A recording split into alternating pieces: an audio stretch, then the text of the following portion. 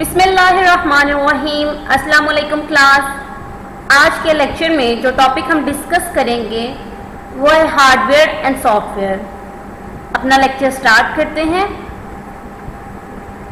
Manager को business की need, current और फ्यूचर दोनों नीड्स को देखते हुए हार्डवेयर और सॉफ्टवेयर के टाइप को डिटर्मिन करना ज़रूरी होता है।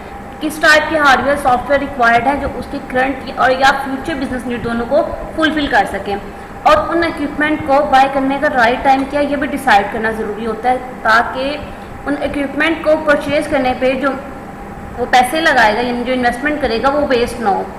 फॉर एग्जांपल, अगर जो ऑर्गेनाइजेशन है वो अकाउंटिंग सॉफ्टवेयर परचेज करना चाह रही है, पीचट्री एक अकाउंटिंग सॉफ्टवेयर है, कब उनका उसका करंट वर्जन परचेज करना चाह रही है अपनी अकाउंटिंग प्रॉब्लम को सॉल्व करने के लिए, लेकिन मार्केट में ये इन्फॉर्मेशन आई हुई है कि 2 माह बाद पीचट्री का नया सॉफ्टवेयर आ जाएगा। तो अब क्या मैनेजर को वो जो करंट वर्जन चल रहा है वो बाय करना चाहिए या 2 माह वेट करना चाहिए ताकि वो नया वर्जन बाय करे, क्योंकि उसमें उसके फीचर्स भी ज़्यादा होंगे, अल्टीमेटली वो उसको हेल्प आउट भी ज़्यादा कर रहा होगा। तो राइट टाइम क्या उस सॉफ्टवेयर या हार्डवेयर को बाय करने का या इक्विपमेंट को परचेज करने का मैनेजर को ये भी डिसाइड करना ज़रूरी होता है। अब क्वेश्चन ये राइज होता है, क्या मैनेजर को आईटी डिपार्टमेंट में एक्सपर्ट होना चाहिए या आईटी एरिया में एक्सपर्टीज होनी चाहिए? ऐसा भी नहीं है। हमने कहा मैनेजर को सिर्फ बेसिक अंडरस्टैंडिंग होनी चाहिए हार्डवेयर और सॉफ्टवेयर की, जो उसको हेल्प आउट कर सके उसके बिजनेस डिसीजन लेने में, उसको राइट इन्वेस्टमेंट करने में। इंफॉर्मेशन टेक्नोलॉजी बेसिकली बिजनेस की सक्सेस और इनोवेशन में बहुत ज़्यादा इम्पोर्टेंट रोल प्ले कर रही होती है। आज के दौर में आई थिंक नई नई टेक्नोलॉजी आती है, नए नए काम करने को तरीके ईजाद होते हैं, सॉफ्टवेयर नए आ रहे होते हैं, हार्डवेयर नए आ रहे होते हैं जो हेल्प आउट कर रहे होते हैं काम करने में, जिससे आपकी कॉस्ट कम हो रही होती है और एफिशिएंसी और इफेक्टिवनेस ज़्यादा हो रही होती है। तो बेसिकली इनोवेशन में हेल्प आउट कर रही होती है, नए वेज फाइंड आउट करने में हेल्प आउट कर रही होती है, जो अल्टीमेटली बिजनेस की सक्सेस में इंपॉर्टेंट इफेक्ट रखती है। अगर आईटी को ब्रॉड कैटेगरीज में डिवाइड करें तो हम वो इसको 2 बेसिक कैटेगरी में डिवाइड करते हैं। एक को कहते हैं hardware, the second one is software. Hardware क्या है? ये फिजिकल डिवाइसेस होती हैं जो कंप्यूटर सिस्टम के साथ एसोसिएटेड होती हैं, जैसे कीबोर्ड, मॉनिटर, सीपीयू, ये तमाम क्या है हार्डवेयर डिवाइसेस हैं। सॉफ्टवेयर क्या है? सेट ऑफ इंस्ट्रक्शंस होता है जिनकी बेसिस पे हार्डवेयर डिवाइसेस काम कर रही होती हैं और स्पेसिफिक टास्क परफॉर्म कर रही होती हैं। सॉफ्टवेयर की अगर एग्जांपल की बात करें, हमने कहा विंडोज सॉफ्टवेयर है, Microsoft Excel, MS Access, MS Word, PowerPoint, ये तमाम software different specific task perform कर रहे होते हैं। बहुत सारी इंडस्ट्रीज में कंप्यूटर हार्डवेयर को यूज़ किया जाता है कंपेटिटिव एडवांटेज गेन करने में। जैसे फ्रिटोले जो कंपनी लेस बनाती है वो हैंड डिवाइसेस यूज़ करती है अपने स्ट्रेटेजिक प्लेसमेंट के लिए, या सेल की आइटम कन्वीनियंस स्टोर में उनको ट्रैक करने के लिए डिवाइसेस यूज़ करती हैं। सेल रिप्रेजेंटेटिव ये हैंड डिवाइसेस यूज़ कर सकते हैं अपने कंपेटिटर के बारे में इंफॉर्मेशन लेने के लिए, सेल प्राइस जानने के लिए, नंबर ऑफ आइटम कितनी सोल्ड हो चुकी है उनके बारे में जानने के लिए, स्टोर में आइटम की लोकेशन कहाँ है, ये सारे जानने के लिए ये डिफरेंट डिवाइसेस यूज़ करते हैं जो उनको अपने कंपेटिटर पर एक एज प्रोवाइड कर रही होती हैं। कंप्यूटर, अगर हम कंप्यूटर को डिफाइन करें तो क्या ये इलेक्ट्रॉनिक डिवाइस है जो ऑपरेट करती है कंट्रोल इंस्ट्रक्शंस के अंदर। कंट्रोल इंस्ट्रक्शंस क्या है? हमने कहा हमारे सॉफ्टवेयर हैं इंस्ट्रक्शंस प्रोवाइड कर रहे होते हैं। ये कंट्रोल इंस्ट्रक्शन स्टोर कहाँ होती हैं? उसकी अपनी मेमोरी में स्टोर होती हैं जिसको एक्सेप्ट किया जा सकता है, मैनिपुलेट कर सकते हैं और डाटा स्टोर कर सकते हैं। कंप्यूटर सिस्टम को कंप्यूटर को बेसिकली 2 प्राइमरी कंपोनेंट में डिवाइड करते हैं हम, हार्डवेयर और सॉफ्टवेयर। सबसे पहले हम जिसकी बात करेंगे वो है हार्डवेयर। हार्डवेयर को अभी हमने ऊपर डिफाइन किया है कि फिजिकल डिवाइसेस होती हैं जो कंप्यूटर सिस्टम के साथ एसोसिएटेड होती हैं। किसी भी कंप्यूटर सिस्टम में 6 तरह के हार्डवेयर कंपोनेंट्स होते हैं जिनको हम 1 बाय 1 डिस्कस करते हैं। सबसे पहला है सीपीयू यानी central processing unit. Central processing unit या जिसे माइक्रो प्रोसेसर भी कहते हैं, it's actual hardware that interpret and execute the program software instructions, यानी सॉफ्टवेयर की इंस्ट्रक्शंस को इंटरप्रेट करता है, उस इंस्ट्रक्शन को एग्जीक्यूट कराता है और तमाम दूसरे हार्डवेयर बेटर वे में काम कर रहे हैं, उनमें कोऑर्डिनेशन प्रोवाइड कर रहा होता है, and coordinate for all other hardware devices work together. CPU की अगर बात करें, ये सिलिकॉन फ्लेक के बना होता है और मिलियन ट्रांजिस्टर लगे होते हैं इक्विवेलेंट। डोमिनेंट मैन्युफैक्चरर की अगर से बात करें कि वो कौन से फर्म्स हैं या कंपनीज हैं जो सीपीयू की मैन्युफैक्चरिंग में जिनका इम्पोर्टेंट नाम है, तो उसमें सबसे पहले इंटेल और दूसरा है एडवांस माइक्रो डिवाइसेस। इस सीपीयू की मैन्युफैक्चरिंग में लीडिंग फर्म। अगर बात करें 20th सेंचुरी की ग्रेट टेक्नोलॉजी एडवांसमेंट में, तो सीपीयू उनमें से एक है। 20वीं सदी की सबसे बड़ी इजाद में से एक सीपीयू भी है, टेक्नोलॉजी एडवांसमेंट में से एक है ये। सीपीयू को दो प्राइमरी पार्ट में डिवाइड करते हैं। Number 1 is control unit and the second one is logic unit. Control unit basically ये सॉफ्टवेयर ने जो इंस्ट्रक्शन प्रोवाइड किए होते हैं उनको इंटरप्रेट करता है और दूसरी हार्डवेयर डिवाइसेस को बताता है कि उन्होंने क्या काम परफॉर्म करना है। क्या काम परफॉर्म करना है ये सॉफ्टवेयर के इंस्ट्रक्शन पे बेस कर रहा होगा बेसिकली। और लॉजिक यूनिट क्या करता है कि तमाम अरिथमेटिकल ऑपरेशन परफॉर्म कर रहा होता है, यानी फॉर एग्जांपल एडिशन करना है, सब्ट्रैक्शन करना है, ये तमाम काम परफॉर्म कर रहा होगा, लॉजिकल ऑपरेशन परफॉर्म कर रहा होगा। जैसे सॉर्टिंग एंड कंपेयरिंग नंबर्स, तमाम सॉर्टिंग ऑफ डाटा ये तमाम चीज़ में लॉजिक यूनिट हार्क आउट कर रहा होगा, ये काम परफॉर्म कर रहा होगा। कंट्रोल यूनिट और अरिथमेटिक लॉजिक यूनिट डिफरेंट काम परफॉर्म कर होते हैं, डिफरेंट फंक्शन परफॉर्म कर होते हैं। कंट्रोल यूनिट का क्या काम होता है, ये सॉफ्टवेयर इसको इंस्ट्रक्शन देता है, इंस्ट्रक्शन को ऑब्टेन करता है, उसे इंटरप्रेट करता है और ये डिसाइड करता है कि कौन सी डिवाइस, हार्डवेयर डिवाइस कौन सा काम परफॉर्म करेगी और तमाम डिवाइसेस को बताता है कि उन्होंने क्या क्या टास्क परफॉर्म करना है। पहले इसने डिसाइड करना है कि क्या काम किसने परफॉर्म करना है और फिर फाइनली उनको इन्फॉर्मेशन प्रोवाइड करता है कि वो क्या क्या काम परफॉर्म करेंगे। अरिथमेटिक लॉजिकल यूनिट ये बेसिकली क्या करता है कि जो कंट्रोल यूनिट ने इसको इंस्ट्रक्शंस दिए हैं, यानी इसको जो काम परफॉर्म करने के लिए दिया है, ये उनको रिस्पॉन्ड कर रहा होता है, उस काम को परफॉर्म कर रहा होता है। ये अपने इसको कंट्रोल यूनिट डिक्टेट कर रहा होता है, यानी इसको इंस्ट्रक्शंस कंट्रोल यूनिट दे रहा होता है कि इसने ये काम परफॉर्म करना है, चाहे वो अरिथमेटिक ऑपरेशन से रिलेटेड है या लॉजिकल ऑपरेशन से रिलेटेड है। Basically arithmetic logic unit control unit के अंडर काम कर रहा होता है, यानी उस इंस्ट्रक्शन ले रहा होता है, कंट्रोल यूनिट सॉफ्टवेयर से इंस्ट्रक्शन ले रहा होता है। सीपीयू किसी सॉफ्टवेयर के इंस्ट्रक्शन को कितना फास्टली कैरी करता है या कितनी जल्दी रिस्पॉन्ड करता है, ये बेसिकली उसके नंबर ऑफ साइकिल पर सेकंड से डिटर्मिन करते हैं। कि अगर किसी सीपीयू के साइकिल पर सेकंड ज़्यादा है, दैट मीन कि उसकी प्रोसेसिंग करने की या सॉफ्टवेयर के इंस्ट्रक्शन को रिस्पॉन्ड करने का की कैपेसिटी ज़्यादा है, और अगर उसके साइकिल पर सेकंड कम है, दैट मीन कि सीपीयू की प्रोसेसिंग करने की स्पीड कम होती है। सीपीयू की स्पीड को नॉर्मली मेगाहर्ट्ज एंड गीगाहर्ट्ज में इक्वेट करते हैं। वो फैक्टर्स जिनके थ्रू हम सीपीयू की स्पीड डिटर्मिन करते हैं उनमें क्लॉक स्पीड, वर्ड लेंथ, बार स्पीड, चिप लाइन वगैरह शामिल है। इनकी बेसिस पे हम डिटर्मिन करते हैं कि आइदर सीपीयू की स्पीड ज़्यादा है, प्रोसेसिंग स्पीड या कम है। अगर स्टोरेज की बात करें तो कंप्यूटर पे दो तरह की स्टोरेज होती हैं, primary storage and secondary storage. Primary storage basically computer की मेन मेमोरी होती है, जिसमें read only random access memory, cache memory and read only memory शामिल होती है, जो डायरेक्टली सीपीयू से एक्सेसिबल होती हैं। रैम कंप्यूटर की प्राइमरी वर्किंग मेमोरी होती है, जिसमें हम प्रोग्राम के इंस्ट्रक्शंस और डाटा को स्टोर किया जाता है, जिनको सीपीयू डायरेक्टली एक्सेस कर रहा होता है, एक्सेस्ड होती हैं via processor high speed external data बस के थ्रू। उनको सीपीयू उस इंफॉर्मेशन और इंस्ट्रक्शन जो स्टोर्ड हैं उनको एक्सेस करता है। रैम को समटाइम रीड या राइट मेमोरी भी कहते हैं। रैम में सीपीयू राइट भी कर सकता है, डाटा को रीड भी किया जा सकता है।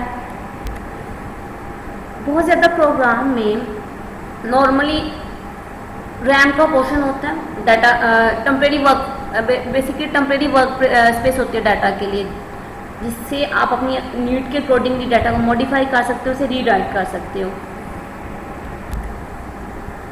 जब भी कंप्यूटर स्विच ऑफ होता है, रैम के ऊपर जो कंटेंट होता है उसको रिटेन नहीं कर पाता रैम, इसलिए यूज़र को क्या करना चाहिए, अपना वर्क जो फ्रिक्वेंटली बेसिस पे उसको सेव करता रहे। जैसे ही कंप्यूटर टर्न ऑफ होता है, रैम पे जो कंटेंट होता है रैम उसको वाइप क्लीन कर देता है, लॉस्ट कर देता है उस कंटेंट को, विच मीन कि रैम वॉलेटाइल है। वॉलेटिलिटी बेसिकली डिवाइस की एबिलिटी होती है कि वो पावर के बगैर फंक्शन कर सकता है कि पावर के साथ फंक्शन कर सकता है।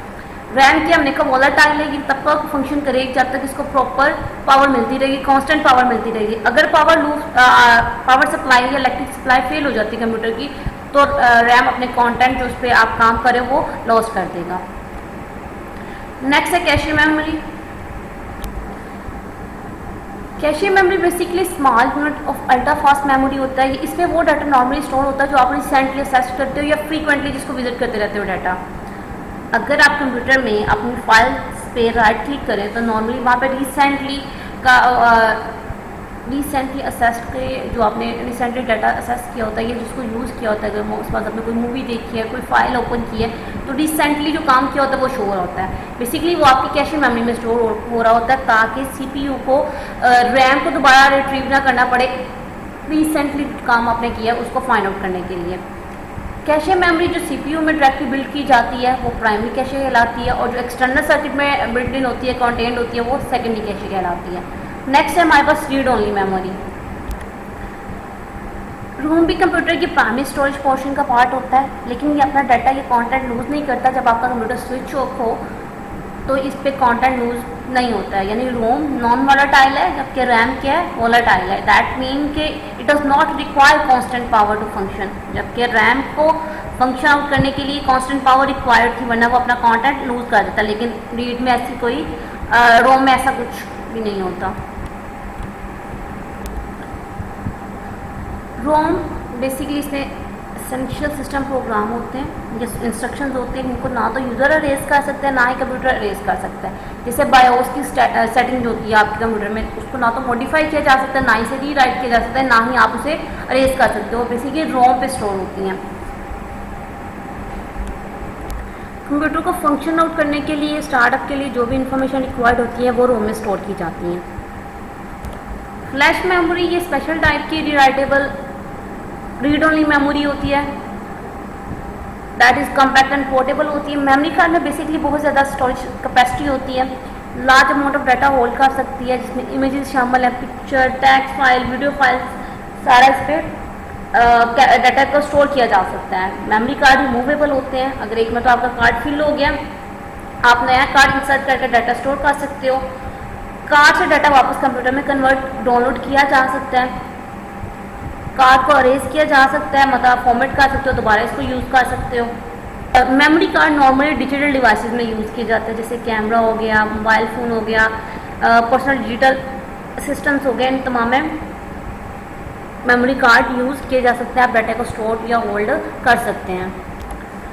मेमोरी स्टिक्स वगैरह भी यूज़ की जाती है, ये भी नॉन वोलेटाइल मेमोरी होती हैं, पोर्टेबल डिवाइसेस होती हैं। बेसिकली इनमें कंप्यूटर शामिल होता है, डिजिटल कैमरा, MP3 प्लेयर और PDF वगैरह के लिए मेमोरी स्टिक्स यूज़ कर सकते हैं, और ये large amount of data store कर सकता है। नेक्स्ट जो स्टोरेज हमारे पास कंप्यूटर में होती है, एक तो प्राइमरी स्टोरेज होगी, second one is that secondary storage. आजकल के बिजनेस एरिया के दौर में डाटा को स्टोर करना बहुत ज़्यादा इम्पोर्टेंट है, क्योंकि उसी डाटा की बेसिस पे फिर फर्दर डिसीजंस लिए जाते हैं और डाटा बिजनेस को डिफरेंट वेज में हेल्प आउट कर रहा होता है। सेकेंडरी स्टोरेज क्या है? ये बेसिकली इक्विपमेंट होते हैं जो लार्ज डाटा को स्टोर करने के लिए यूज़ किए जाते हैं लॉन्गर पीरियड ऑफ टाइम के लिए। लार्ज अमाउंट ऑफ डाटा इसमें स्टोर किया जा सकता है। सेकेंडरी स्टोरेज जो डिवाइसेस होती हैं वो नॉन वोलेटाइल होती हैं, दैट मीन कि वो अपना कंटेंट लूज नहीं करती। जब कंप्यूटर टर्न ऑफ हो तब भी उनमें डाटा सेव रहता है। कुछ सेकेंडरी स्टोरेज डिवाइसेस जिसमें हार्डवेयर, जैसे हार्डवेयर हो गया, ये आपको लार्ज स्टोरेज कैपेसिटी प्रोवाइड कर रही होती है, उनको अपडेट करना इसकी कैपेबिलिटी को ईजी होता है। जबकि कुछ दूसरी डिवाइसेस जैसे CD-ROM हो गया, इसमें भी आप डाटा लार्जर इसमें भी डाटा की स्टोरेज कैपेसिटी बहुत ज़्यादा होती है, लेकिन इसमें अपडेशन या अपडेटेबिलिटी लिमिटेड होती हैं। स्टोरेज कैपेसिटी को नॉर्मली बाइट्स में एक्सप्रेस किया जाता है। सबसे कॉमनली इसको मेगाबाइट्स में एक्सप्रेस किया जाता है। मेगाबाइट्स में रफली 1 मिलियन बाइट्स होते हैं।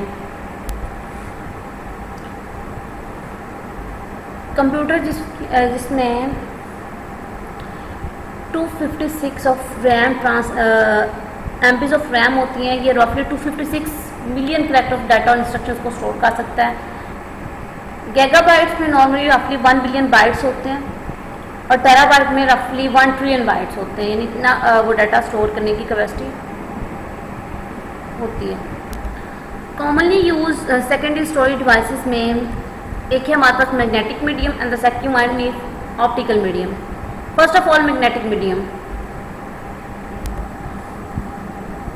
Magnetic medium is a secondary medium that uses magnetic technique to store and retrieve data on disk or tape coated with magnetically sensitive material. Magnetic medium की जो फर्स्ट फॉर्म डेवलप की गई थी वो magnetic tape थी और most popular type magnetic medium की hard drive है, जिसको यूज़ किया जाता है डाटा को स्टोर करने के लिए। ये कोटेड होती हैं मैग्नेटिकली सेंसिटिव मटेरियल के साथ। ऑप्टिकल मीडियम ये भी सेकेंडरी स्टोरेज मीडियम है for computer on which information store किया जाता है extremely high density in form of टिनी bits, और इन बिट्स की प्रेजेंस या एब्सेंस को रीड किया जाता है फोकस लेजर बीम के थ्रू इनको रीड किया जाता है। ऑप्टिकल मीडियम टाइप्स की अगर बात करें तो डिफरेंट टाइप्स में CD ROM, CD R, DVD ROM drive and DVD read drive शामिल है। नेक्स्ट है हमारे पास input devices. Input devices is equipment use to capture information and command. Basically command देने के लिए या इंफॉर्मेशन एंटर करने के लिए जो डिवाइसेस या इक्विपमेंट यूज करते हैं that are called input devices. Normally input devices में इंक्लूडेड हमारा कीबोर्ड के थ्रू आप इंफॉर्मेशन टाइप करते हो। Mouse is an input devices क्योंकि इसके थ्रू आप पॉइंट आउट करते हो, बटन क्लिक करते हो, आइकन वगैरह सेलेक्ट करते हो, बेसिकली कमांड दे रहे होते हो। स्टेलस भी इज एन इनपुट डिवाइसेस, ये पेन की तरह काम करते हैं, इसके थ्रू आप स्क्रीन को टैप करते हो और कमांड एंटर कर रहे होते हो। डिफरेंट टाइप के इनपुट डिवाइसेस आजकल अवेलेबल हैं, जिसमें से कुछ सूटेबल होती हैं पर्सनल सेटिंग के लिए, यानी पर्सनल अगर आपने घर पे काम करना है, एज एन इंडिविजुअल पीसी को रन करना है तो कुछ इनपुट डिवाइसेस उसके लिए सूटेबल होती हैं, और अगर आपने बिजनेस सेटिंग या बिजनेस इन्वायरमेंट में काम करना है तो डिफरेंट टाइप्स के इनपुट डिवाइसेस वहाँ पे भी अवेलेबल हैं। मोस्टली जो इनपुट डिवाइसेस यूज़ करते हैं, मोस्ट फॉर्म जो कॉमनली यूज़ होती है कीबोर्ड है, माउस और स्कैनर वगैरह मोस्टली यूज़ होती हैं। इनपुट डिवाइसेस की ऑटोमेटेड भी हो सकती हैं और मैनुअल भी हो सकती हैं, दोनों यूज़ की जाती हैं। मैनुअल में normally keyboard, mouse, touch pad, touch screen, pointing devices और गेम कंट्रोलर शामिल है। कीबोर्ड के थ्रू आप इंफॉर्मेशन एंटर करते हो। इन तमाम मैनुअल या डिवाइसेस के थ्रू आप डाटा एंटर कर सकते हो। कुछ ऑटोमेटेड इनपुट डिवाइसेस हैं, इसमें image scanner, barcode scanner, biometric scanner, optical mark reader, optical character reader, digital still camera, digital video camera, web cam, microphone, point of sales, ये तमाम ऑटोमेटेड इनपुट डिवाइसेस की examples हैं। Output devices की बात करें, output devices equipment होते हैं जो आपने इंस्ट्रक्शंस दिए होते हैं उनका रिजल्ट शो करते हैं, यानी जो आपने इंस्ट्रक्शंस दिए हैं या जो कमांड एंटर किया उनका रिजल्ट जिन डिवाइसेस पे शो हो रहा होता है उन्हें आउटपुट डिवाइसेस कहते हैं। ये यूज़ किए जाते हैं सी, हेयर और otherwise accept the result of information processing request. Output devices जो नॉर्मली यूज़ होती हैं, प्रिंटर, मॉनिटर हैं जो सबसे ज़्यादा यूज़ होती हैं। इसके अलावा स्पीकर्स हैं, प्लॉटर्स हैं जो यूज़ किए जाते हैं वाइडली। आउटपुट डिवाइसेस बेसिकली क्या काम परफॉर्म करती हैं, ये रिस्पॉन्सिबल होती हैं कि कंप्यूटर की स्टोर इन्फॉर्मेशन को कन्वर्ट करती हैं उस फॉर्म में जो अंडरस्टैंडेबल होती है, आप अंडरस्टैंड इजीली कर सकते हो। उन इन्फॉर्मेशन को कन्वर्ट करके आपको उसका रिजल्ट शो कर रही होती हैं। मॉनिटर में अगर बात करें तो एलईडी, एलसीडी, ओएलईडी, सीआरटी, ये डिफरेंट मॉनिटर के टाइप्स हैं जो इन्फॉर्मेशन शो करते हैं। और प्रिंटर में inkjet printer, laser printer, plotter, 3D printer, ये तमाम प्रिंटर के डिफरेंट टाइप्स हैं जो एक आउटपुट डिवाइस है और इन्फॉर्मेशन या रिजल्ट को शो कर रहे होते हैं। नेक्स्ट है हमारे पास कम्युनिकेशन डिवाइसेस। इंफॉर्मेशन को एक जगह से दूसरी जगह सेंड करने या रिसीव करने के लिए जो डिवाइसेस यूज़ की जाती हैं that is called communication devices. Next है हमारे पास सॉफ्टवेयर। हार्डवेयर को हमने डिस्कस कर लिया, अब है सॉफ्टवेयर। हमने कहा सॉफ्टवेयर का हम काम करेंगे, हार्डवेयर तभी हमारे लिए रिजल्ट प्रोड्यूस करेंगे जब सॉफ्टवेयर रन करेंगे। विदाउट सॉफ्टवेयर हार्डवेयर का कोई फ़ायदा नहीं है, क्योंकि सॉफ्टवेयर इंस्ट्रक्शंस देते हैं और हार्डवेयर इंस्ट्रक्शंस को कैरी आउट करते हैं, उनका रिजल्ट शो करते हैं। पिछले कुछ सालों से हार्डवेयर की कॉस्ट कम हो गई है, उसके अकॉर्डिंगली हमने कहा हार्डवेयर की कॉस्ट तो कम हो गई है, लेकिन सॉफ्टवेयर की कॉस्ट बहुत इंक्रीज़ कर गई, क्योंकि उसकी कम्प्लेक्सिटी बहुत ज़्यादा है सॉफ्टवेयर की, और उसको बनाने में हमने कहा टाइम बहुत ज़्यादा कंज्यूम होता है। इसीलिए आजकल सॉफ्टवेयर की कॉस्ट ज़्यादा है और हार्डवेयर की कॉस्ट कम है। डिफरेंट सॉफ्टवेयर एप्लीकेशन यूज़ होते हैं, जैसे कस्टमर रिलेशनशिप मैनेजमेंट की अगर बात करें तो हमने कहा इसमें मिलियन लाइन्स ऑफ कोड होते हैं, इसको बनाने पे कई साल लगते हैं, जिसकी वजह से इसकी कॉस्ट भी $1 मिलियन होती हैं। अगर सॉफ्टवेयर के टाइप्स की बात करें तो नॉर्मली इसको 2 टाइप्स में डिवाइड किया जाता है, system software and application software. सबसे पहले system software. System software control how the various technology tool work together along with application software। Application software के साथ टेक्नोलॉजी टूल्स कैसे काम करेंगे, इन सबको सिस्टम सॉफ्टवेयर कंट्रोल कर रहा होता है। सिस्टम सॉफ्टवेयर में 2 तरह के सॉफ्टवेयर शामिल है, ऑपरेटिंग सिस्टम सॉफ्टवेयर और utility software. First of all operating system software. Operating software control करता है एप्लीकेशन सॉफ्टवेयर को और मैनेज करता है कि हार्डवेयर डिवाइसेस कैसे काम कर रही हैं। जैसे फॉर एग्जांपल अगर आप एक्सेल को यूज़ कर रहे हो ग्राफ क्रिएट करने उसको प्रिंट करने के लिए, तो ऑपरेटिंग सॉफ्टवेयर क्या करेगा, ये तो पूरे प्रोसेस को कंट्रोल कर रहा होगा। ये इंश्योर करेगा कि हार्डवेयर यानी प्रिंटर अटैच है कि नहीं है, पेपर लगा हुआ उसमें कि नहीं, और वो ग्राफ प्रिंटर को सेंड करेगा और ये इंश्योर करेगा और उसको इंस्ट्रक्शन भी देगा कि प्रिंट आउट कैसे करना है। ऑपरेटिंग सिस्टम सॉफ्टवेयर मल्टीटास्किंग में हेल्प आउट कर रहा होता है। मल्टीटास्किंग बेसिकली क्या है, बेसिकली ये है कि आपने अलाउ करता है more than 1 piece of software to be use at the same time, यानी एक से ज़्यादा सॉफ्टवेयर आप सेम टाइम पर अगर यूज़ कर रहे हो तो ऑपरेटिंग सिस्टम आपको हेल्प आउट कर रहा होता है कि आप ये डिफरेंट काम परफॉर्म कर सको एक ही साथ। फॉर एग्जाम्पल आपने एक्सेल पे ग्राफ भी क्रिएट करना है और साथ ही साथ आपने वर्ड की फाइल का प्रिंट भी निकालना है, तो ऑपरेटिंग सिस्टम सॉफ्टवेयर आपको इसमें हेल्प आउट कर रहा होता है, इन मल्टीटास्किंग परफॉर्म करने में सपोर्ट कर रहा होता है। ऑपरेटिंग सिस्टम की मदद से दोनों सॉफ्टवेयर एप्लीकेशन सॉफ्टवेयर एक ही टाइम काम कर रहे होते हैं।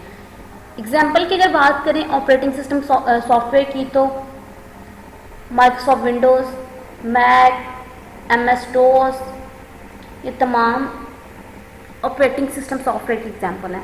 सेकंड वन हमारे पास जो सॉफ्टवेयर सिस्टम सॉफ्टवेयर की जो टाइप है वो है यूटिलिटी सॉफ्टवेयर। यूटिलिटी सॉफ्टवेयर या ऑपरेटिंग सिस्टम को एडिशनल फंक्शन प्रोवाइड कर रहे होते हैं। यूटिलिटी सॉफ्टवेयर में antivirus software, screen saver, anti spam software वगैरह शामिल होते हैं। जैसे फॉर एग्जांपल आप कंट्रोल पैनल को यूज़ कर के अपने ऑपरेटिंग सिस्टम को कस्टमाइज़ कर सकते हो, या अगर हम इनका सिस्टम क्लॉक की बात करें, सिस्टम की जो क्लॉक होती है, हमने कहा जब कंप्यूटर स्विच ऑफ होता है फिर भी काम कर रही होती है, टाइम सही बता रही हो, तो बेसिकली ये मदरबोर्ड के ऊपर बैटरी को यूज़ करके काम कर रही होती है। अगर यूज़र मूव करे डिफरेंट टाइम जोन्स में तो वो क्लॉक को उसके अकॉर्डिंगली एडजस्ट कर सकते हैं, कंट्रोल पैनल में जाके कस्टमाइज़ कर सकते हैं उसे। ये सारे यूटिलिटी सॉफ्टवेयर हैं। सेफ मोड, जैसे आप सेफ मोड में कब काम कर सकते हैं कि अगर सिस्टम फेल हो रहा है फाइल लोड करने में, तो जो भी सेक्शनल पार्ट है ऑपरेटिंग सिस्टम के उनको लोड कर लो। Application software is use for specific information processing need, जैसे payroll, customer relation management, project management, training and many other जो सॉफ्टवेयर होते हैं, ऑर्गेनाइजेशन अपनी नीड्स के अकॉर्डिंगली इनको यूज़ करती है, स्पेसिफिक टाइप के इंफॉर्मेशन को प्रोसेस कर रहे होते हैं। एप्लीकेशन सॉफ्टवेयर स्पेसिफिक टाइप की प्रॉब्लम को सॉल्व करने के लिए या स्पेसिफिक टास्क परफॉर्म करने के लिए यूज़ किए जाते हैं। ऑर्गेनाइजेशन के पर्सपेक्टिव से payroll software, video conferencing, inventory management, ये तमाम एप्लीकेशन सॉफ्टवेयर की एग्जांपल है, क्योंकि ऑर्गेनाइजेशंस अपने डिफरेंट टाइप की नीड्स को, अपनी इंफॉर्मेशन को प्रोसेस करने के लिए इन सॉफ्टवेयर को यूज़ करती हैं। Personal information management software basically contact वगैरह या इंफॉर्मेशन को हैंडल कर रहा होता है, अपॉइंटमेंट क्या है, टास्क लिस्ट एंड ईमेल वगैरह को। कोर्स मैनेजमेंट कोर्स से रिलेटेड इंफॉर्मेशन को, यानी सिलेबस और असाइनमेंट वगैरह को डील कर रहा होता है। तो ये डिफरेंट टाइप, ये एग्जाम्पल हैं एप्लीकेशन सॉफ्टवेयर की। टाइप्स ऑफ एप्लीकेशन सॉफ्टवेयर, इसकी डिफरेंट टाइप्स हैं। सबसे पहले ब्राउज़र, इसके थ्रू आप www से नेविगेट कर सकते हो, अनेबल करता है ब्राउज़र यूज़र को। कम्युनिकेशन क्या करते हैं इसके through data send and receive किया जा सकता है डिफरेंट टेलीफोन सिस्टम के थ्रू, डिफरेंट कंप्यूटर से जो डिफरेंट डिस्टेंस पे मौजूद हैं। डाटा मैनेजमेंट के थ्रू आप डिफरेंट फंक्शन परफॉर्म कर सकते हो, डाटा से रिलेटेड उसके retrieval, modification, deletion and insertion से रिलेटेड डिफरेंट फंक्शन परफॉर्म किए जा सकते हैं। Next one is desktop publishing, ये ट्रांसफर करता है कंप्यूटर को डेस्कटॉप पब्लिशिंग वर्कस्टेशन में। ईमेल सर्विसेज प्रोवाइड करता है, किसी पर यूज़र के लिए आप ईमेल सेंड कर सकते हो, रिसीव कर सकते हो, मैसेज को स्टोर कर सकते हो। ग्रुपवेयर के थ्रू आप इंटरेक्शन कर सकते हो डिफरेंट को वर्कर्स के साथ। बेसिकली ये प्रोडक्टिव होता है स्मॉल ग्रुप, जहाँ पे थोड़े लोग काम कर रहे होते हैं। प्रेजेंटेशन ग्राफिक के थ्रू आप ग्राफ क्रिएट कर सकते हो, जो ऑडियंस के लिए ग्राफ के थ्रू अंडरस्टैंड करना, चार्ट के थ्रू अंडरस्टैंड करना किसी भी प्रॉब्लम को या किसी भी इशू को या किसी भी इम्पोर्टेंट पॉइंट को ज़्यादा इजी होता है। Next one is programming, artificial language होती है, सेट ऑफ रूल्स होते हैं, सिंटैक्स जिनको कहते हैं, प्रोग्रामर यूज़ करते हैं कंप्यूटर प्रोग्राम को राइट आउट करने के लिए। Next one is spreadsheet, different calculation perform की जा सकती हैं, डिफरेंट डाटा पे आप कैलकुलेशन परफॉर्म कर सकते हो। फॉर्मूलाज वगैरह बेसिकली एम्बेडेड होते हैं और हिडन फॉर्मूले होते हैं, आप सिर्फ कैलकुलेशन परफॉर्म करते हो जो डाटा स्क्रीन पे शो होता है विजिबल डाटा पे। Last one is word processing, ये डाटा कंप्यूटर को ट्रांसफ़र करते हैं एक टूल में, जिसके थ्रू आप डाटा को या डॉक्यूमेंट को क्रिएट कर सकते हो, एडिटिंग कर सकते हो, प्रूफ रीडिंग कर सकते हो, फॉर्मेटिंग कर सकते हो या प्रिंट कर सकते हो अपने डॉक्यूमेंट को। स्टूडेंट, ये था आज का लेक्चर, उम्मीद है कि आपको समझ आई होगी। अगर कोई भी इशू है आप उसमें पूछ सकते हैं। Thank you so much.